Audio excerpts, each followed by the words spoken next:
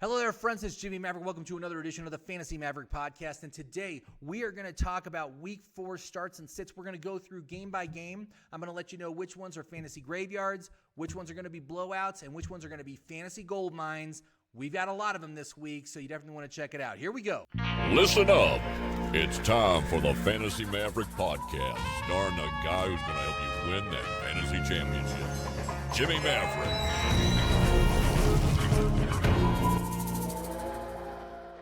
Hello there, friends. It's Jimmy Maverick. Welcome to another edition of the Fantasy Maverick podcast, coming at you from Santa Fe, New Mexico. And hey, before I begin, if you could please give me a thumbs up, leave a comment, share this with your friends, and of course, subscribe. All those things really help my channel out with the YouTube algorithm, and I do very, very much appreciate it. We are going to talk about the starts and sits for this week. We're going to go through it game by game. And again, I have this. I have these divvied up into three types of games. There's Fantasy Graveyards, there's Blowouts, and then there's Fantasy Goldmines. And so that's what we're going to go through. Luckily, only 2 games this weekend qualify as Graveyards, so that's good. Should be another good round of games. And as far as my teams are going, you know what? They're doing pretty good right now. I've got this past week I went 3-3, but so it's my worst week so far. But one of those teams that lost scored 171 points and lost, so I don't feel too bad about that. And then the other 2 teams that lost happen to be teams where I had CMC. So those teams are in trouble right now. And actually, one of them has both CMC and A.J. Brown. So that one is kind of almost left for dead. You know, when it comes to fantasy football, I say it's 50% the draft, it's 30% managing your team, and it's 20% good old-fashioned luck. Let me tell you what, man, my standard points league, I've got no luck going on in there right now. I have lots of luck. It's all bad. So anyway, so I'm feeling pretty good. Things are going well. And, I got 3 teams at 3-0 right now, currently at the top spot in all of their leagues. So that's very encouraging. And, but anyway, let's just move on. Let's go into the starts and sits. So let's start with the graveyards, man. Now, again, the fantasy graveyards are just going to suck for everybody. Very low level of performance from any of the players on these teams. So I don't really, it's hard for me to recommend anyone. Of course, you got to start your studs. But let's start out with the first one. The first one is the Giants at the Saints. It's the Sunday early game. And as far as the Giants go, the New Orleans defense is certainly legit. They've been shutting people down all year. They shut down Alvin Kamara. They shut down Damian Harris. And so Saquon Barkley is a very risky start. And I know for those of you who have tortured yourselves enough with Saquon Barkley this year, it's probably not going to be a great week for you. But that it is what it is. Now, for the Giants, though, the guy I like the most to start this week is Kenny Golladay. You've got Shepard and Darius Slayton both dealing with injuries. And it's actually a pretty good matchup. So Golladay could be the most productive player on this offense. Guys I don't like at all would be Daniel Jones and Evan Ingram. Don't even bother with starting them. So that's it. But on the Saints side, obviously, Alvin Kamara, obviously you're going to start him. That's no question there. But I can't remember. I cannot recommend starting anyone else on the Saints. The Giants defense is very good against receivers, so you got that. And there's no good receivers on this team. We're still waiting. We're waiting on Michael Thomas. He'll be back sometime soon, hopefully. The one other start I really like, streaming option, Saints defense. Great starting option this week. I would absolutely actually, I do have them in one of my leagues. I do have the Saints as my defense this week. The next graveyard is the Lions at the Bears. And we already have seen how poorly the Bears did last week against the Browns. And it's just going to be another tough week. They don't have a quarterback. They've got no idea who they're going to start a quarterback right now. It could be anyone. They're all going to be bad choices. So obviously this is the nightmare scenario. I would start Montgomery. I think he's a decent choice this week. But Allen Robinson, you know what? Allen Robinson's going to my bench. I have him in one of my leagues. He is going to sit on my bench this week. I can't trust it, and I can't trust the quarterback situation. And that was my biggest reservation about this team going in here, is that you had either Andy Dalton or a rookie quarterback was going to be the quarterback throwing passes to Allen Robinson. I knew that would be a problem. The one league that I took him in, I was able to get him in the 4th round, and I thought I got such a bargain, but apparently not. So that's it with that. Montgomery does have a top 10 matchup, so he's a definite start. You can't start anyone else on the Bears.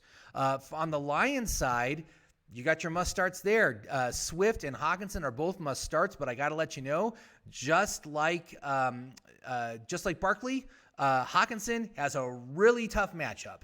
So it's probably going to suck for him, but I'm not going to sit Hockenson. You got to go with the volume. He was getting over 10 targets a week prior to last week, so hopefully it goes back to that, and he can just be a good volume play.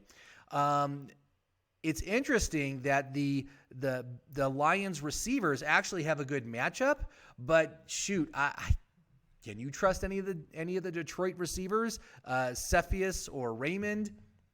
You can roll the dice on them if you want, if you need a desperation flex, but I would stay away if I can. So that's it for the graveyard. So let's move on to the blowouts. Now, of course, the blowouts are going to be great for one team and terrible for the other. So you want to minimize the losing side and maximize the winning side here. We got a bunch, so let's just get right to them. Jags at the Bengals. This is the Thursday night game.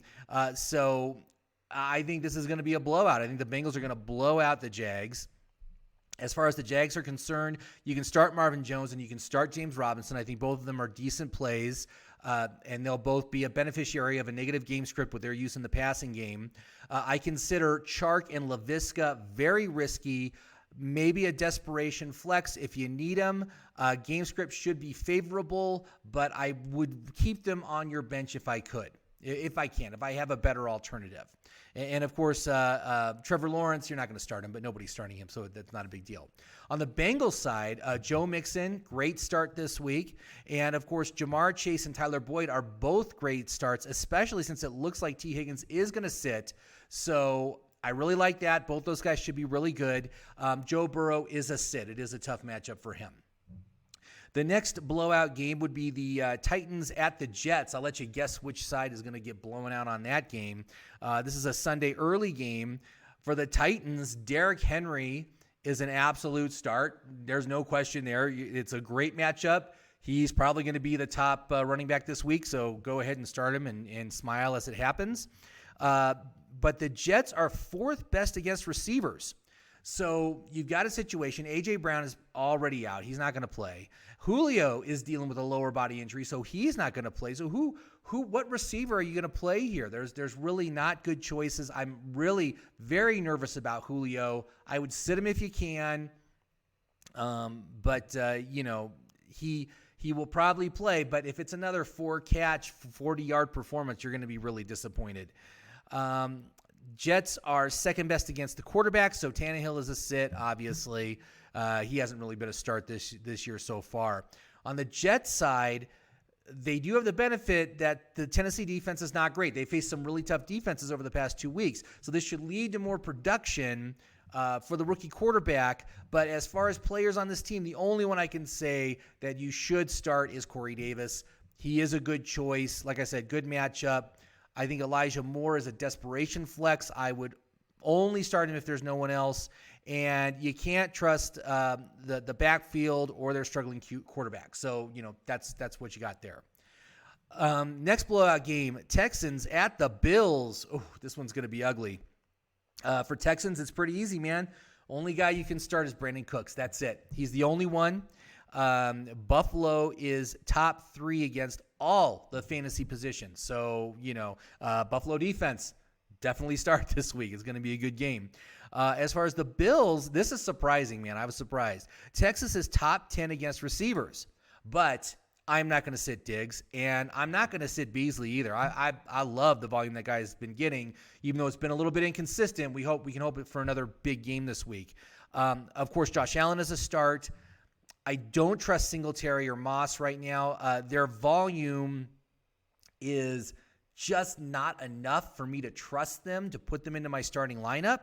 But it is a decent matchup. If you need to, you can roll the dice with them, I suppose. My surprise start here for this team is Dawson Knox, who has been very efficient with his limited usage, and it's a great matchup for him. He would be a great tight end to start this week, so keep that in mind. The next blowout game, Colts at the Dolphins. Who's going to get blown out? The Colts are not looking good right now.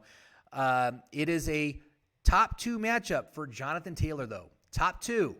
So this is about as good as it can get for him. So I think I will start him for a bounce back game. He's been very tough. I think Nyheim Hines is also a great start in PPR leagues. And then Pittman has gotten 12 targets per week over the past 2 weeks. So he's a start just based on volume, but everyone else is a sit on this team. For the Dolphins, the Indy defense, which was so highly touted, has really fallen apart. And I think it's just because they're out on the field too much because the Indy offense is so terrible.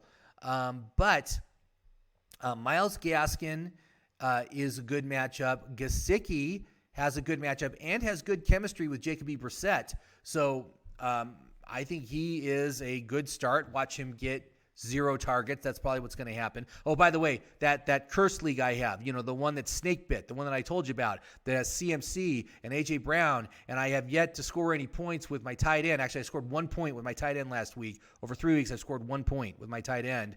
I did pick up Gesicki, so he's probably going to do 0 this week.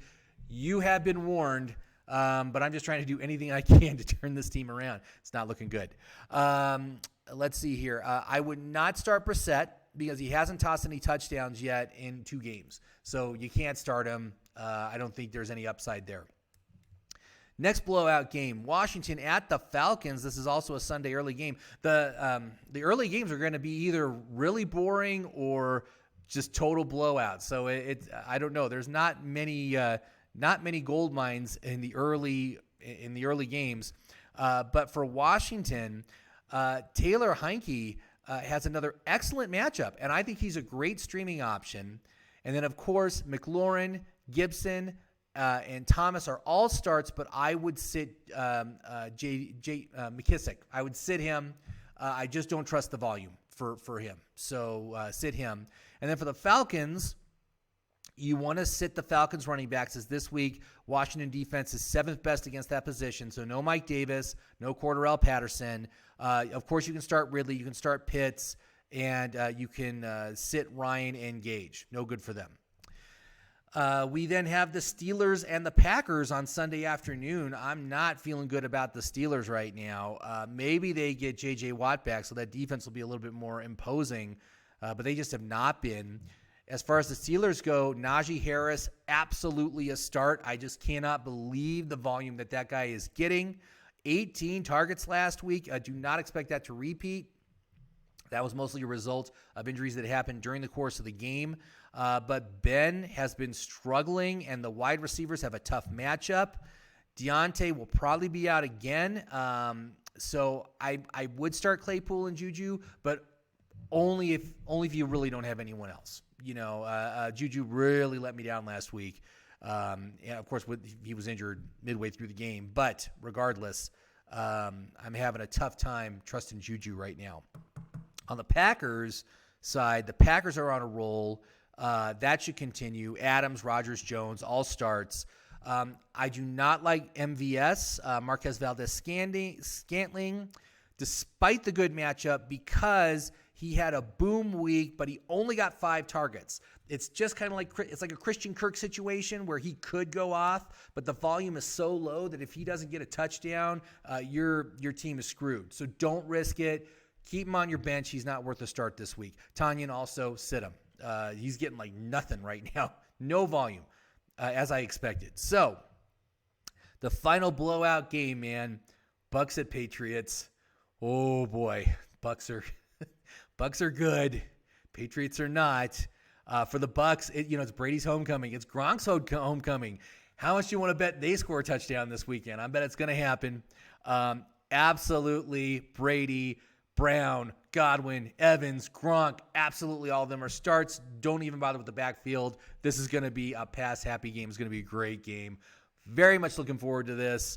And then as far as the Patriots, get ready for your negative game script. So Jacoby Myers and Nelson Aguilar, I think, are both good flex plays.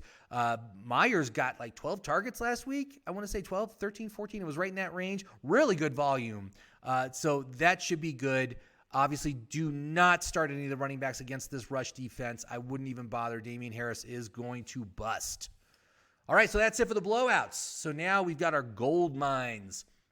This is where it's good on both sides. There's going to be a lot of points scored. You want to get as many of these players into your lineup as possible. So let's just start off with the first one. This one's no surprise. Chiefs at the Eagles. That is a Sunday early game. I guess we do have a couple of Sunday early games that are fantasy gold mines. It just seemed like every game I was going over there was the early game. Okay, but let's talk about it. So Chiefs, I am shocked that the Chiefs are last place in their division right now, but I'm not worried about it. You don't sit Mahomes, you don't sit Kelsey, you don't sit Hill. They're going to be fine. And Clyde Edwards-Helaire has another great matchup. Philly D is top 10 for opposing running backs, so I think he's going to have another really good game. Hopefully, no fumbles. That'd be good. That would be a good thing to see. For the Eagles, the Kansas City defense is bottom 10 against all positions. So I think Hurts, Smith, Devontae Smith, Miles Sanders, I think are all starts. Obviously, Sanders had like that 0 volume game last week. I don't think it's going to be like that again. He will be more involved. He should bounce back nicely. I like Rager as a flex play here this week as well. But I would sit the tight ends, man. Dallas Goedert, Zach Ertz, they're splitting volume. Each one is only getting like 5 targets a game. It's just, they're terrible. It's just a terrible, terrible choice. It's such a thin volume position. You can't be splitting your targets with another player. So anyway, stay away from both those guys. Next up, we have the Panthers at the Cowboys. This should be really good. Obviously, not having CMC takes a little bit of luster off of this, but the thing is, the Cowboys' run defense is really good, and so even if you picked up Chuba on your waivers this week, I know you're super excited to start him, and I'm probably going to start him in the leagues that I got him in. Just know it's a very tough matchup, bottom 10 matchup, so he's probably going to disappoint based on what you might expect him to do. Just, you've been warned. And the only receiver that I can trust right now is DJ Moore. There's not enough volume right now going to either Anderson or Marshall, so DJ Moore is your only start there. And I think Sam Darnold is a great streaming option here as well. I think Darnold is going to have a very good game. For the Cowboys, the Carolina defense has been playing lights out, but it hasn't really faced a prolific offense yet. So this is going to be a big test for them. Of course, Prescott, Lamb, Cooper, automatic starts. Not even going to question about that. But I am nervous about starting Zeke, as it is a bottom 10 matchup. So it's going to be a tough day for Zeke. And I would sit Pollard, and I would sit Schultz as well. Schultz is just not getting enough volume. Next up, Browns at the Vikings. Another good gold mine. Man, this is another good gold mine game. There's a lot of options here. Chubb and Hunt are automatic starts right now. OBJ has a top 5 matchup. Start him. But Baker Mayfield and Austin Hooper are both sits. Bad matchups, limited volume. Obviously last week Hooper got the touchdown. It's going to be tough to see that happen again. For the Vikings, the Cleveland defense obviously has been playing extraordinarily well. But I am not going to sit Cousins or Cook or Jefferson. Obviously, if Cook sits, Madison is a start, so he's good. Conklin, I think, is a good dart throw tight end. That's actually the weakest part of the Browns defense, is defending against the tight end. So I think they're going to go to him a lot. So I think he would be a dart throw tight end. And he has the best matchup of all the Vikings receivers. So go with that. Sunday afternoon, Seahawks at the Niners. This is gonna be another great game, man. Seahawks, Russ is gonna keep on cooking. So you got Wilson, Metcalf, Lockett, and Carson, all great matchups, all starts. On the Niners side, the Seattle defense has been beat plenty in the first 3 weeks of the season. So Kittle, Samuel, and Ayuk, I think, are all good starts here. The backfield is more muddied, but I think you can start both Eli Mitchell and Trey Sermon as flexes. But for Eli Mitchell, I want to make sure he gets in a full practice before the weekend. I don't want him to be a game day decision. If he's a game day decision, I would sit him. Cardinals at the Rams Sunday afternoon. Should be another really, really good game. For as highly touted as the Rams defense is, they're not top 10 against any position. So they're not quite as dominant as you think they are. So Murray, Hopkins, Edmonds, all starts. For me, Kirk and Moore are risky starts, but I would put them in my flex if you need them. But their volume is just too low for me to be comfortable starting them. So sit them if you can. If you can't, go ahead and start them. They should be okay. For the Rams, though, Arizona does rank top 10 against the quarterback and the tight end. But I'm not sitting either of them right now. Of course, you're going to start Kupp. And I'm going to start Woods again. Obviously, Woods' volume has been extremely disappointing. We can only hope that there's going to be some games here where maybe Kupp is having difficulty and they got to go to Woods more. That's what I'm hoping for. Do not start Deshaun Jackson. Again, he had a boom week last week, but when you look at it, he had only 5 targets. It's just not enough, and he's not going to repeat the 2 touchdowns. It's not going to happen. Stay away from the backfield right now. Henderson might be back. Like I said, look for the practice reports. If he gets in a full practice before the weekend, go ahead and start him. But if he is game day call, I would stay away. We have the Ravens at the Broncos on Sunday afternoon. We get to find out if the Denver defense is for real. They played very well the past 3 weeks, right?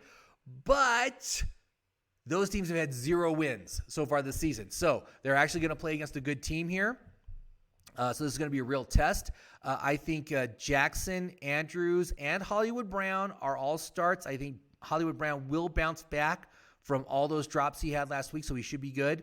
I think Sammy Watkins is a good flex play here, but don't start the backfield. Oh, man, it just sucks. Tyson really screwed one of my teams last week, caused me a loss because I benched Kareem Hunt in favor of Tyson Williams. That was a big mistake on my part. I'm not going to do that again. But you can't start Tyson right now. You can't really start anyone in that backfield, so don't even bother. On the Broncos side, Noah Fant has the best matchup of anybody in the group, so I expect him to go to him a lot. I like Sutton. I like Tim Patrick. I like Melvin Gordon, and I like Javonte Williams. So start them all. The only one I would sit is Bridgewater, but he could be considered a low-end streaming option if you need him. Final game, Monday Night Football, Raiders at Chargers. Yes, another good fantasy game. I think Waller is set up for a very nice bounce back game. And if Jacobs is out again, I would start Peyton Barber. Otherwise, I would kind of be very wary about starting Josh Jacobs. But again, watch the reports. Full practice, go with him. Game day decision, I would sit him. This is a pretty rough defense against quarterbacks and wide receivers. So if you can, stay away from Carr, Ruggs, Edwards. I know they've all been really good. They put in some really good games lately. But just know that is the toughest part of the Chargers defense. On the other side, for the Chargers, there's no daunting matchups here. No bottom 10 matchups for anybody on the Chargers. So Herbert, Eckler, Allen, Williams absolutely is a start. The only guy I would sit is Cook, as his volume has fallen off a cliff. You just can't trust it. You can't trust to start him. But that's the reason why you're not starting him, not because of the matchup. So anyway, so there you go, man. That's week 4. So I'm psyched. I'm waiting to get to get my win in that one league where I scored 170 points last week. I looked at the standings, and of course my guy's sitting at like 9th place right now. It's 0-3. It's an 0-3 team. But I'm 5th in points. I've scored the 5th most points in this league. But as far as points scored against me, I've had more than 100 fantasy points scored against me than any other team in the league over the first 3 weeks. So we're going to see if that trend can get reversed.